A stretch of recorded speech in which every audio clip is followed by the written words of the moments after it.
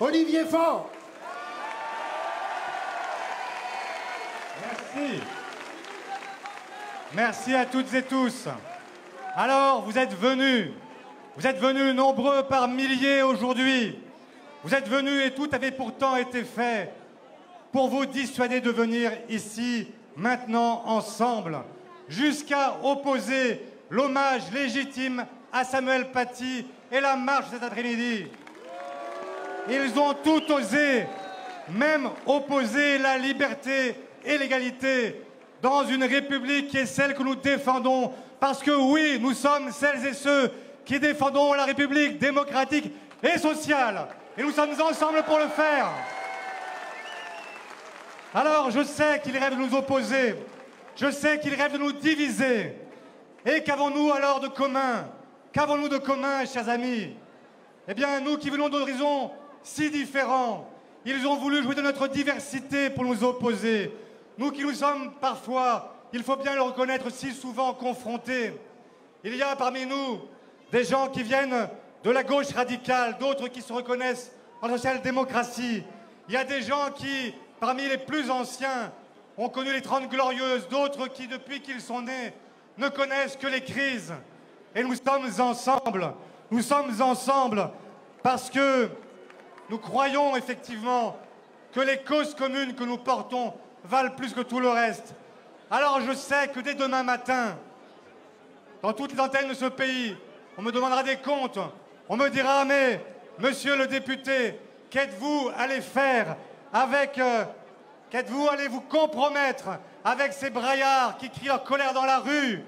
Alors je leur dirai ce qui me lie à vous. Je leur dirai, oui, ce qui me lie à vous. Je n'étais pas né, que je marchais déjà avec vous.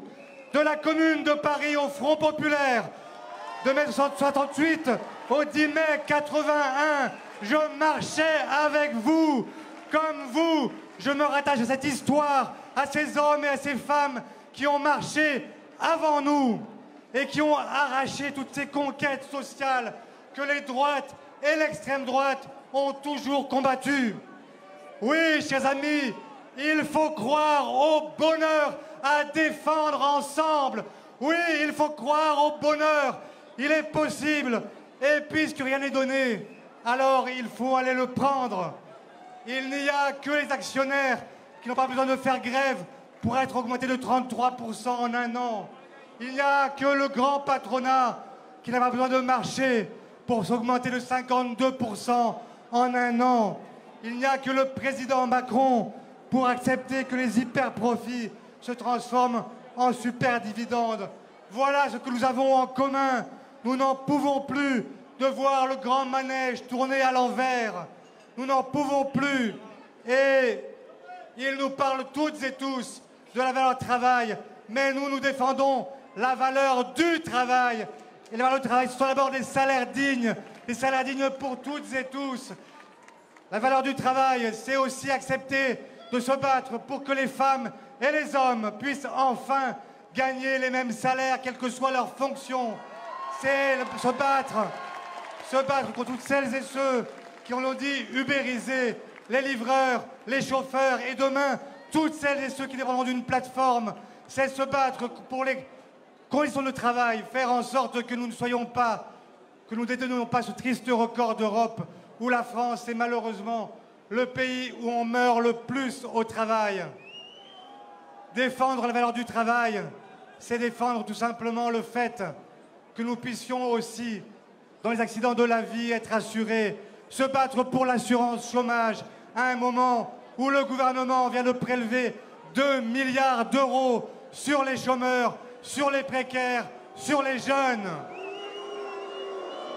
Se battre pour la valeur du travail, c'est se battre aussi pour le droit au repos, se battre pour que toutes et tous nous puissions partir à la retraite en bonne santé, se battre pour faire en sorte que aucun d'entre vous, de ceux qui ont commencé à travailler tôt, qui ont eu les tâches les plus pénibles, eh bien, se retrouve à un âge de départ à la retraite où pour une part d'entre eux, ils seront morts, pour l'autre part, ils seront déjà cassés.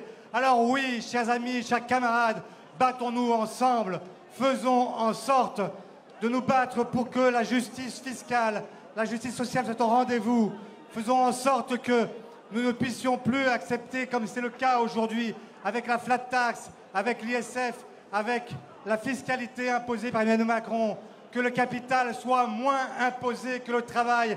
Et battons-nous ensemble dans les rues et à l'Assemblée à faire en sorte que les super profits soient enfin taxés à leur juste niveau.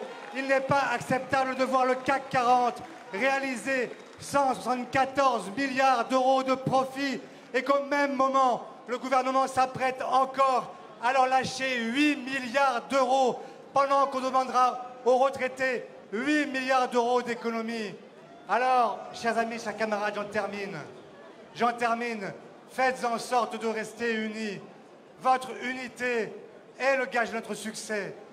Faites en sorte, même si nous avons des divergences, des différences, elles existent, mais faites en sorte de rester groupés. Faites en sorte de rester et de cultiver l'unité. Faites en sorte de faire en sorte qu'aucun d'entre nous ne s'échappe, d'être encore ensemble jusqu'à la fin, jusqu'à la victoire. Et faites en sorte qu'ensemble, nous puissions remettre du bleu au ciel. Merci.